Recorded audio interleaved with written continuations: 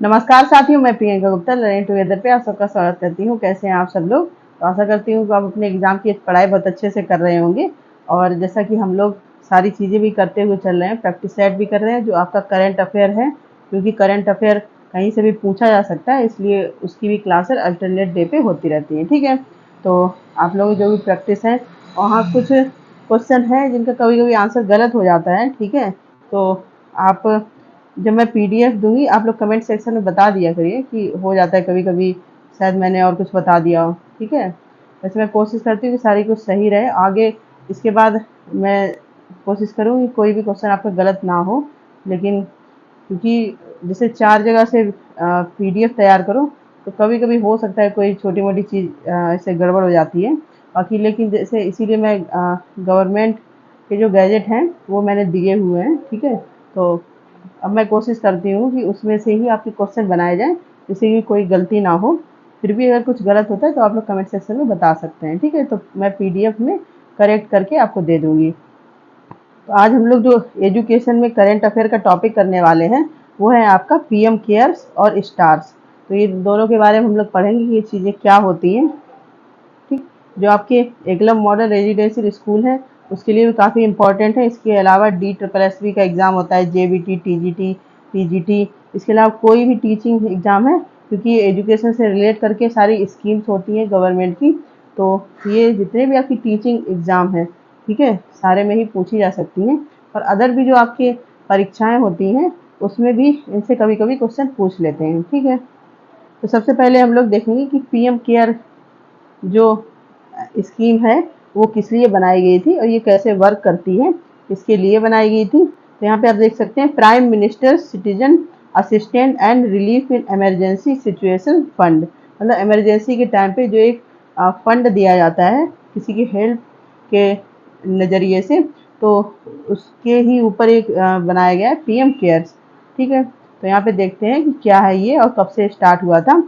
ये मेन बनाया गया आपके बच्चों के लिए, जैसे जो कोविड का टाइम आया था तब जिन बच्चों ने अपने माता पिता कोविड के दौरान पे खो दिए थे, ठीक है, तब ये योजना लागू की गई थी, क्योंकि उसमें उनकी हेल्थ पे ध्यान दिया जाएगा, उनकी पढ़ाई लिखाई पे ध्यान दिया जाएगा। इसके अलावा उनको स्कॉलरशिप दी जाएगी। ठीक है, इसके अलावा उनको जैसे क्योंकि बच्चे ने कोविड में अपने माता पिता खो लिया तो ये एक अलग ही साइकोलॉजिकल एक प्रेशर भी हो जाता है, क्योंकि बच्चे हैं, छोटे हैं, तो माता पिता से ही सबसे ज़्यादा कनेक्ट होते हैं। ठीक, तो उसी सबको ध्यान में रखते हुए पीएम केयर्स योजना चलाई गई थी। ठीक है, तो बच्चों के लिए पीएम केयर्स योजना भारत के माननीय प्रधानमंत्री द्वारा 29 मई 2021, तो आपको डेट याद रखनी है, 29 मई 2021 को बच्चों के लिए शुरू की गई थी। ठीक है, ये मेन बच्चों के लिए ही शुरू की गई थी योजना। अब इसका उद्देश्य क्या था कि उन बच्चों को समर्थन करना जिन्होंने 11 मार्च 2020 से शुरू होने वाली अवधि के दौरान अपने माता पिता या कानूनी अभिभावक या दत्तक माता पिता या जीवित माता पिता दोनों को कोविड महामारी के कारण खो दिया था। ठीक है, तो ये किन बच्चों के लिए जिन्हें अपने माता पिता खो दिए, किसी अगर उनके माता पिता पहले से नहीं थे, कोई अभिभावक के साथ रह रहे थे, मान लो बहुत से लोग अपने चाचा चाची के साथ रहते हैं, मामा मामी के साथ रहते हैं, उनको खो दिया, या फिर किसी ने बच्चे अडॉप्ट किए हैं, वो लोग कोविड के दौरान उनको किसी तरीके से कोई महामारी की वजह से उनकी मृत्यु हो गई, या किसी भी प्रकार से बच्चे जिनके ऊपर पूरे डिपेंड थे उनमें से दोनों को ही खो दिया है, तो उनके लिए ही पीएम केयर्स योजना चलाई गई थी। ठीक है, इसका उद्देश्य क्या था? योजना का उद्देश्य निरंतर तरीके से बच्चों की व्यापक देखभाल और सुरक्षा सुनिश्चित करना और स्वास्थ्य बीमा के माध्यम से उनकी भलाई को सक्षम बनाना। ठीक है, एक तो उनकी सुरक्षा करना, उनकी हेल्थ पे ध्यान देना, उनकी पढ़ाई लिखाई पे ध्यान देना, मतलब उनको सारी चीज़ें प्रोवाइड करवाना जो उनके माता पिता उनके लिए करते हैं। खैर माता पिता की जगह तो कोई नहीं ले सकता, लेकिन फिर भी एक ये फाइनेंशियल सपोर्ट, इमोशनल सपोर्ट, ठीक है, साइकोलॉजिकल सपोर्ट बहुत ही ये सब चीज़ें मायने रखती हैं। ठीक है, उन्हें शिक्षा के माध्यम से सशक्त बनाना, 23 वर्ष की आयु तक पहुंचने पर वित्तीय सहायता के साथ आत्मनिर्भर अस्तित्व के लिए तैयार करना। तो ये कब तक दी जाएगी? 23 वर्ष के जब तक बच्चे होंगे तब तक ये उनको वित्तीय सहायता दी जाएगी, क्योंकि जब पढ़ाई लिखाई सही से उनकी की जाएगी तो तब तक बच्चे अपने खुद डिपेंड हो जाते हैं इस हिसाब से। तो 23 वर्ष आयु रखेगी। तो ये भी क्वेश्चन बन सकता है कि कितनी साल तक के बच्चों के लिए पीएम केयर्स में लाभ मिल सकता है, तो 23 वर्ष के लिए। ठीक है, इसके बाद बच्चों को किन किन चीज़ों पे ध्यान दिया जाएगा, जैसे उनको वित्तीय सहायता दी जाएगी, मतलब उनको पैसे से सपोर्ट किया जाएगा। सभी बच्चों के लिए 10 लाख रुपए की राशि दी जाएगी। इसके बाद भोजन और आवास के लिए सहायता, बच्चों के लिए रहने की व्यवस्था की जाएगी, ठीक है। उनके खाने पीने पे ध्यान दिया जाएगा और अच्छा खाना दिया जाएगा जिससे वो हेल्दी हो, मेंटली भी हेल्दी हो, फिजिकली भी हेल्दी हो, ठीक है।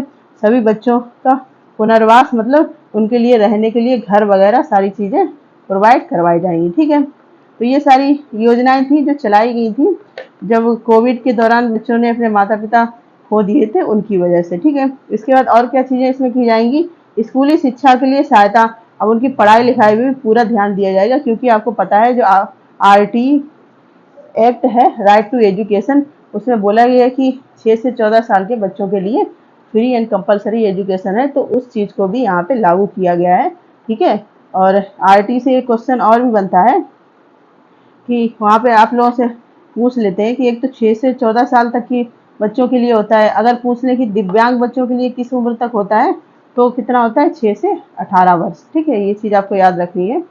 इसके बाद है कि उच्च शिक्षा के लिए सहायता दी जाएगी उनको, मतलब उनको कह सकते हैं कि लोन वगैरह की व्यवस्था की गई, जो एजुकेशन लोन होता है, अगर वो हायर स्टडी में जाना चाहते हैं तो उसके लिए लोन भी दिया जाएगा।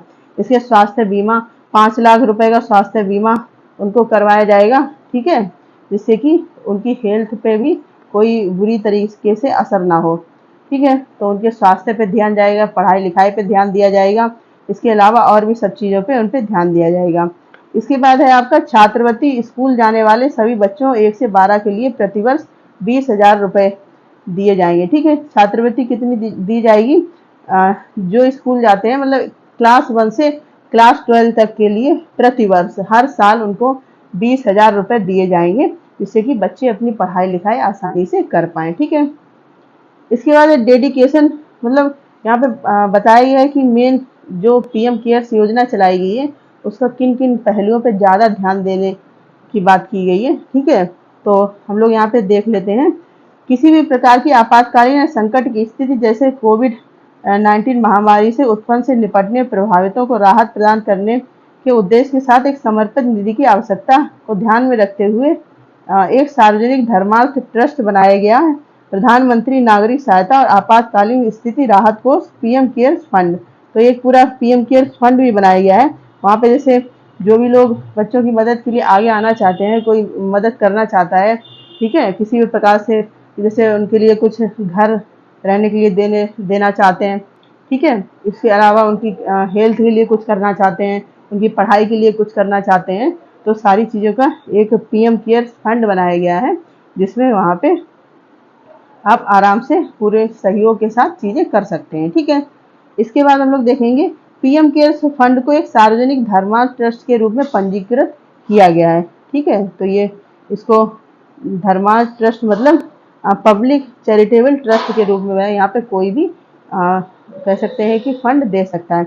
PM cares fund trust deal 27 मार्च 2020 को नई दिल्ली में पंजीकरण अधिनियम 1908 के तहत पंजीकृत किया गया था, ठीक है। तो ये जो ट्रस्ट है इसको पंजीकृत भी किया गया था, कब, 27 मार्च 2020 को, ठीक है। इसके बाद महिला एवं बाल विकास मंत्रालय बच्चों के कल्याण की देखभाल के लिए नोडल मंत्रालय है। अब ये जो भी PM केयर्स आता है ये कौन से मंत्रालय में आता है, महिला एवं बाल विकास कल्याण मंत्रालय, ठीक है। मंत्रालय को हितधारक मंत्रालय, राज्यों और जिला प्रशासन के सहयोग से बच्चों के लिए PM केयर्स योजना के संचालन की जिम्मेदारी सौंपी गई है। तो महिला एवं बाल विकास मंत्रालय जो है आपका, वो इस चीज़ पे काम करता है, क्योंकि वैसे भी जो भी बच्चों के जितने भी आपने पढ़े एक्ट हैं हम लोग पढ़ चुके हैं, और पिछली भी जो भी हम लोग योजनाएं पढ़ चुके हैं, ज़्यादातर किस में आते हैं, वुमेन एंड चाइल्ड वेलफेयर, ठीक है, ministry of women and child welfare. तो आपको ये चीज़ भी याद रखनी है कि किस मंत्रालय से ये सारी चीज़ें जुड़ी होती हैं जो बच्चों से रिलेटेड होती हैं, ठीक है। तो समझ में आ गया PM केयर्स किस लिए बनाया गया, आपको अच्छे से समझ में आ गया होगा। इसके बाद हम लोग देखेंगे कि स्टार्स क्या है। तो स्टार्स नेशनल एजुकेशन पॉलिसी में भी इसकी बात की जाती है। अब सबसे पहले तो है कि ये किस मंत्रालय से आता है, ये एजुकेशन शिक्षा मंत्रालय से ये आता है स्टार्स। अब स्टार्स है क्या, ये चीज़ हम लोग देखेंगे। सबसे पहले इसकी आपको फुल फॉर्म पता होनी चाहिए। तो स्टार्स का मतलब है strengthening teaching learning and result of states, ठीक है, इसको बोला गया स्टार्स। राज्यों के लिए शिक्षण और परिणामों को मजबूत करना, स्टार्स परियोजना को अक्टूबर 2020 में कैबिनेट द्वारा अनुमोदित किया गया था, जिसे केंद्र प्रायोजित योजना के रूप में लागू किया जाना था। ठीक है, ऋण समझौते पर हस्ताक्षर करने के बाद स्टार्स परियोजना 23 फरवरी 2021 को 5 साल की अवधि यानी वित्तीय वर्ष 2024-25 तक प्रभावी हो गई। तो आपको ये चीज याद रखनी है। इस अनुमोदित कब किया गया था? अक्टूबर 2022 में, सॉरी अक्टूबर 2020 में। इसके लिए लागू कब हुआ था? 23 फरवरी 2021 को, 5 साल की अवधि के लिए। ठीक है, 2024-25 तक ये अभी चल रहा है। ठीक है, स्टार्स परियोजना 6 चिन्हित राज्यों में कार्यान्वयन की जा रही है। जैसे अभी यहाँ पे कितने में चल रही है? या हिमाचल प्रदेश में चल रही है। कितने में? 6 राज्य आपको याद रखने हैं। इसमें हिमाचल प्रदेश है, महाराष्ट्र है, उड़ीसा है, राजस्थान है, मध्य प्रदेश और केरल। ठीक है, स्टार्स कार्यक्रम को समग्र शिक्षा से अलग किया गया है, जिसमें योजना के उन तथ्यों पर ध्यान केंद्रित किया गया है जो सीधे तौर पर स्कूली शिक्षा में वृद्धि में समर्थन करते हैं। तो स्टार्स परियोजना एक तो आपके 6 राज्य में हुई है। वो राज्य आपको याद रखने पूछ सकते हैं। ऐसे भी पूछ सकते हैं कि जैसे आपको जो राज्य इसमें इंक्लूडेड है 3 वो ऑप्शन दे सकते हैं, एक आपको ऐसा ऑप्शन दे सकते हैं जो राज्य इसमें नहीं है। तो ये चीज आपको याद रखनी है। ठीक है, ये समग्र शिक्षा जो अभियान चलता है उससे अलग ही एक योजना बनाई गई है। ये कब तक प्रभावी है? 2024 से 25 तक। ठीक है, अब इसके भी कुछ हाइलाइट्स हैं, वो हम लोग देखेंगे। स्टार्स परियोजना को स्कूली शिक्षा और साक्षरता विभाग, शिक्षा मंत्रालय के तहत एक नई केंद्र प्रायोजित योजना के रूप में लागू किया जाएगा। उद्देश्य फोकस ये गुणवत्ता आधारित शिक्षण परिणामों के राष्ट्रीय शिक्षा नीति 2020 के उद्देश्यों के साथ संरेखित है। ठीक है, मतलब 2020 की जो भी नीतियां बनाई गई हैं उसके हिसाब से ये काम करेगा। ठीक है, इसके बाद जो आपकी इसमें इस राष्ट्रीय शिक्षा नीति में तो आपको पता है क्या क्या चीजें, आपका FLN आता है। ठीक है, PM ई विद्या आता है, जो हम लोग पढ़ चुके हैं। जितनी भी हम लोग योजनाएं पढ़ चुके हैं कहीं ना कहीं वो राष्ट्रीय शिक्षा नीति 2020 से रिलेट करती हैं। ठीक है, बच्चों में मतलब बचपन से ही एक साइंटिफिक कह सकते हैं कि चीज़ों को विकसित करना, साइंटिफिक क्रिएटिविटी बढ़ाना, ये इसका मेन उद्देश्य रहेगा। ठीक है, इसके बाद मेन इसके एरिया क्या रहेंगे? एक तो पहुंच और प्रतिधारण, एसेस एंड रिटेंशन, शिक्षा का अधिकार। ठीक है, गुणवत्ता, हस्तक्षेप, शिक्षक शिक्षा और प्रशिक्षण, टीचर्स की ट्रेनिंग वगैरह का प्रावधान रखा गया। लिंग और समानता पर ध्यान दिया जाएगा। समावेशी शिक्षा मतलब सारे लोग एक ही जगह पे अच्छे से सीखें, सीखने के माहौल को उन्नयन। ठीक है, मतलब जो भी सीखने का एनवायरनमेंट है उसको अपग्रेड करते रहें जैसी जैसी आपकी जो 21वीं सदी की स्किल्स हैं उनके अकॉर्डिंग। ठीक है, जो NPE जो आपकी है national education, NEP national education policy जिन जिन पहलुओं पर ध्यान देती है ये भी उन सब पे ध्यान देगी। ठीक है, इसके बाद मेजर कंपोनेंट क्या है? कुछ तो नेशनल लेवल पे हैं। ठीक है, नेशनल लेवल पे इस स्कीम को रखा गया है। इसके बाद स्टेट लेवल पे भी ये स्कीम को लागू किया गया है। तो अभी किस में हुआ? 6 राज्य में ये लागू हो गया है। ठीक है, और 6 राज्य में ये सारी परियोजना चल रही हैं। तो स्टार्स आपको समझ में आ गया होगा क्या है। सबसे अच्छा है कि आप जैसे यहाँ पे strengthening teaching learning and result of states. ठीक है, मतलब टीचिंग लर्निंग प्रोसेस की जो भी है उसको और अच्छा मजबूत करना।